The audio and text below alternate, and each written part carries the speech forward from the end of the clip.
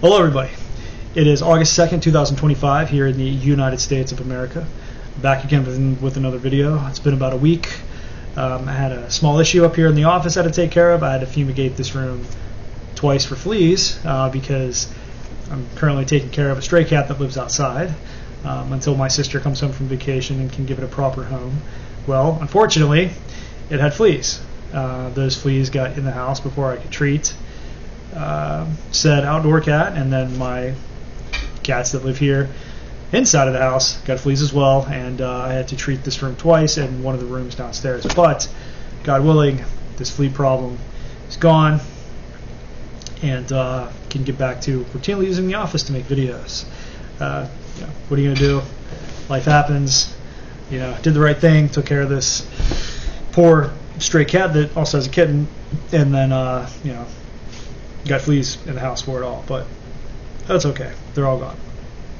But what I wanted to talk about today is a prime example of why very poor U.S. intelligence gathering, very poor sources being relied upon by U.S. intelligence is actually negatively affecting our foreign policy and ability to negotiate. Specifically, I want to talk about how President Donald Trump is currently dealing with the Russian Federation in regards to its war in Ukraine.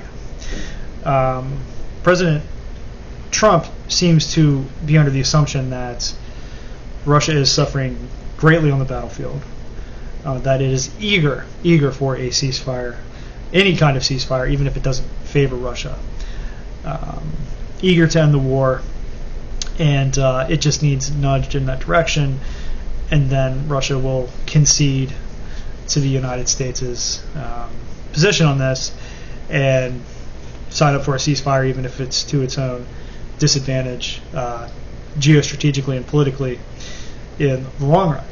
Much to President Trump's frustration, Russia has remained defiant. Russia has remained resolute in its stance on what is needed to end this war. Russia has several demands. It demands the four regions that were annexed by Russia, the remainder of those four regions, to be handed over to Russia and Ukrainian forces to pull themselves out. Ukraine to resolutely declare that it will never join NATO, and to cease housing all NATO weaponry, and stop receiving all military aid from NATO, and essentially concede to almost all of Russia's demands in regards to what should be done militarily and politically inside of Ukraine. Now, these are much harsher demands than Russia initially put on the table in 2022. The peace deal proposed by Russia then looks like just about the most generous thing Ukraine ever could have received compared to Russia's position now. Now, Russia's taking a very hard-line stance. President Trump seems to be assuming that this is a bluff on Putin's part. Russia is trying to appear that it is winning. Russia is trying to put its best foot forward despite its supposedly catastrophic military losses, and Trump is attempting to call Putin's bluff. Now, again, the Russian Federation has not backed down from its demands and continues to carry on this war despite the losses they have suffered. Now, here's the issue. President Trump seems to be basing his decisions and the way that he's dealing with Russia under the assumption that, and this is just one prime example, he said in a recent social media post that he was told that since January, I believe, Russia has lost 120,000 men and Ukraine has only lost 8,000. It's pretty. It's over 12 to 1, like 14 to 1 ratio in favor of Ukraine.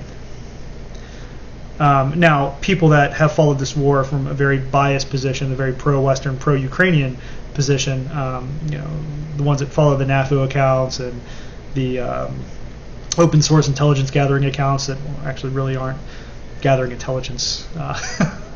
They serve other purposes. They hear these numbers and say, great, yeah, see, Trump validates what we knew all along. The stupid, idiotic, drunk Russians are getting absolutely crushed, yet somehow still keep moving forward, while Ukraine has a very difficult time actually manning its front line in the most crucial regions of the Donbass. Currently, Pokrovsk and Kramatorsk, I believe that's the name of the city, in these two regions. These are the next two cities that Russia seems to be attempting to take, and then also Siversk. I follow this war actually pretty closely. I don't really talk about it too much on here because, again, like I'm not an activist for either side, but I do talk about what I see. Now, from what I have read, it appears that, and again, I could be wrong, but these are from the sources that I read, and not all of them are pro-Russian, mind you. Some of these are neutral or somewhat leaning towards Ukraine, that these casualty numbers are essentially flip-flopped, that the Ukrainian army is suffering greatly. It is very strained as far as manpower goes, although still putting up a very significant fight because, I'll just say this in the video, one of my biggest pet peeves about this war is when somebody says, oh, Russia can't even beat poor little Ukraine. First of all, Ukraine is the largest country in Western Europe outside of Russia. It had the largest military, probably the most well-armed and funded military in Europe. If the Ukrainians were to turn their attention west for whatever reason, there's not much of a military in Western Europe that could stop them, just to be honest with you. They are the best military in Europe and the best military that Russia could have faced in Europe. And they're the most battle-tested and battle-hardened. I just want to get that out of the way. So I cannot stand when people say that. Ukraine is not a pushover country. But despite that fact, Russia continues to advance. Russian losses, from what I understand, are substantial but not crippling, whereas Ukrainian losses are borderline crippling and borderline catastrophic at this point. But why is President Trump treating the Russians as if it's the inverse? If the Ukrainian army really had, hundreds and hundreds and hundreds of thousands of men still in reserve based off these losses, this is what they would still have within their ranks, then where are they? Why is the Ukrainian army suffering so badly and losing so much territory in the Donbass so quickly? Again, I don't really want to get into this war. I'm not trying to have a debate with anybody over it. But that seems to be the reality on the ground, that Russia has absorbed their material and manpower losses fairly well. There's actually NATO generals or former NATO generals and intelligence officers that are all saying this. These are people with good credentials that are saying the opposite of this other group of people over here that supposedly also have good credentials. But it seems that President Trump is frustrated that Russia is not conducting itself as a nation that is suffering the losses that he's being told it suffers. He is assuming that he has leverage over Russia in this regard, that Russia is yearning to end the war, but it doesn't appear to be the case. So again, all these conversations that President Trump is having with President Putin, I think the assumption was from Trump that he could just talk Putin into ending the war in a way that doesn't favor Russia, because Russia must be desperate to stop this war, not that Ukraine can outright win at this point. I think there's some pretty good acknowledgement there that they can't.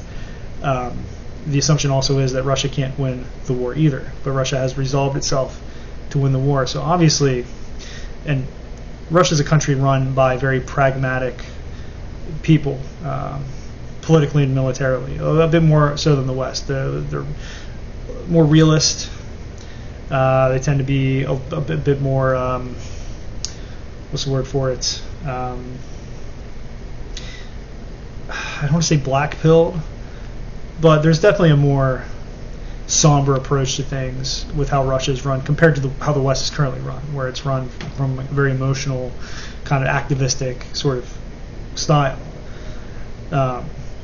And now this is, I think, really hindering Trump's attempt to stop this war. He's kind of put himself in this position where now that he realized he simply can't, he can't politically, and this is one of the problems that I think people need to be a little more understanding with President Trump on. He cannot politically just concede to Russia. It'd be very difficult for him to sell that to the Europeans. It'd be very difficult to sell that to much of the Republican establishment in the United States that wants a victory for Ukraine. They're very sympathetic to Ukraine. He's kind of stuck in this position where even if he does see the realistic position and he might advocate just to end the war, basically a surrender on Ukraine's part, he can't really politically pull that off. So he's sort of stuck in this position where now he has to double down on support for Ukraine because Russia is not conceding on what he wants them to concede on, and they're clearly winning the war. So what does he do at this point? especially with these current negotiations happening in Europe, where many people assume that the Europeans made so many concessions to Trump because he promised to firmly take a stance on the Ukraine war on the side of Ukraine. So where does President Trump go now? Again, if intelligence that Trump was being given was based in reality, more so than in fantasy, maybe Trump's approach to this war would be a little more realistic, would be a little more grounded in reality. Maybe he wouldn't be. He's kind of resorted to the tried and true Trump tactics of making threats, trying to get the parties to the table, and then at that point making concessions. But the problem is, though, he does not have the leverage over Russia that he has over other countries, but he seems to be assuming that he does because their losses, military losses, are so catastrophic and their economy is suffering so badly. Again, like, these are positions held by a portion of the American intelligence community that seems to have misjudged this conflict catastrophically the whole time, yet Trump still seems to be reliant on these people for his intelligence, and it's badly affecting his foreign policy. It's making it erratic. He doesn't really know a good approach to end this war, a very realistic approach. The Europeans have resolved themselves to seeing this through to the bitter end again, because I think, if they understood the real position of the Russian military in Europe, they maybe wouldn't be so eager to try to continue this conflict to the bitter end. Would try to work out some kind of deal with the Russians, even if it would just buy them time down the road where maybe they could prepare for a future conflict. But this has been an issue with, I think, American foreign policy for a long time. Our intelligence services are not what they used to be. We very badly misjudged the war in Iraq, the wars in Afghanistan. American strategic goals around the world and throughout the global war on terror floundered again and again and again because of poor intelligence. And this entire time you had a group of ex-intelligence officers, you've had a group of analysts on this side firmly saying that no, the U.S. intelligence is wrong on this, these are catastrophic mistakes. If this action is taken, these will be the consequences. And these people, again, have been right again and again and again. And then, like the warhawks, the neocons, very pro-NATO analysts and generals and ex-generals over here have been wrong again. And it seems that Trump has made concessions to this group over here, like the traditional sources of U.S. intelligence. I think he's very trusting of them, and it's kind of put him in a bind. And same thing with China too. Like, these people catastrophically underestimate the Chinese military. They catastrophically underestimate the Iranian military. And I think, again, relying on faulty and very biased intelligence gathering and sources, again, has put our foreign policy in a very difficult position. And this is why it's of utmost importance for every leader. If you're making foreign policy decisions, you would better have the best, most accurate intelligence imaginable. Even if it's things that you don't want to hear, you would better make sure that people working for you are prepared to tell you those things, and you're prepared to receive that information, again, because it helps to adjust foreign policy in the correct direction, so better, more realistic decisions can be made. But anyways, that's really all I wanted to talk about in this video.